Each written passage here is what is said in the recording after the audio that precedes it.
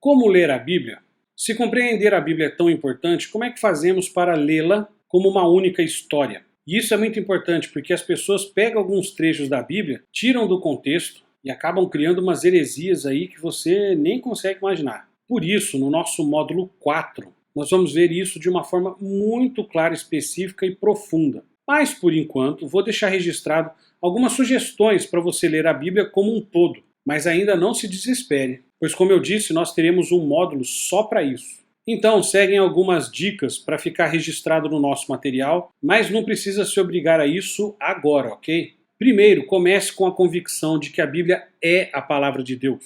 Quando você for ler o Antigo Testamento, leia ele todo prestando atenção nas alianças, porque as alianças são justamente a promessa de Deus quanto à redenção, quanto a essa história toda. Então, aprenda sobre a criação, a queda, os patriarcas, a história de Israel, até a volta do exílio. Preste muita atenção na aliança da criação ou aliança do Éden. Fique de olho na aliança adâmica, na aliança com Noé, na aliança com Abraão, com Moisés, ou aliança da lei, na aliança com Davi e, em especial, obviamente, na nova aliança. Também leia e releia os 4 evangelhos. E você vai perceber que os evangelhos não contam apenas a história de Cristo, mas falam da continuidade e da concretização de todo o Antigo Testamento em Cristo. E olha que legal, o Espírito Santo narra isso em 4 pessoas diferentes, para a gente ter perspectivas diferentes do mesmo princípio, do mesmo fato. Lembre-se que a mensagem é uma só,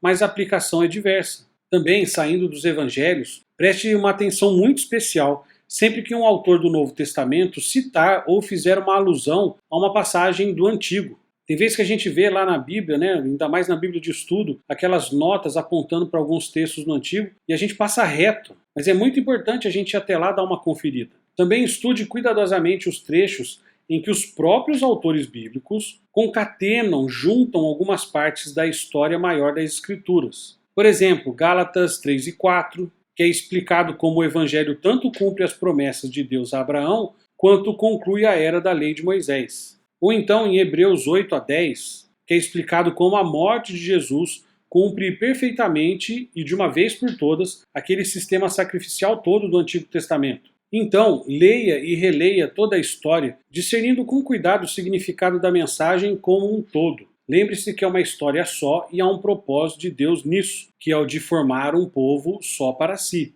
E aí você vai perceber uma beleza da hermenêutica, da arte de interpretar a Bíblia, que a Bíblia interpreta a própria Bíblia. A Bíblia não se contradiz. Então, nessa leitura cuidadosa quanto a essa história da redenção, você vai perceber que tem alguns textos muito difíceis, mas que são explicados depois ou até antes, e que as passagens mais fáceis interpretam as mais difíceis.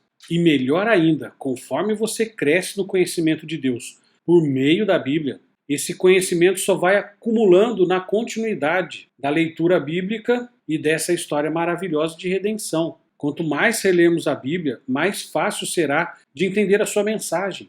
Você vai perceber a delícia de ler um texto muito difícil, mas que vai começar a fazer sentido. E como esse texto se conecta com tantos outros textos da Bíblia. Por isso, guarde bem isso. A Bíblia não revela doutrinas isoladas, mas revela o próprio caráter de Deus. E aí você vai ver que a ira de Deus está unida ao seu amor. A justiça de Deus aparece, mas também a sua graça. E aí você vai perceber como a Bíblia trata de toda e qualquer situação que você estiver enfrentando, seja no casamento, seja na família, na carreira, com dinheiro, o que for. Por isso que o discipulado tem que começar e nunca mais parar. Então, leia a Bíblia, estude a Bíblia e medite na Bíblia.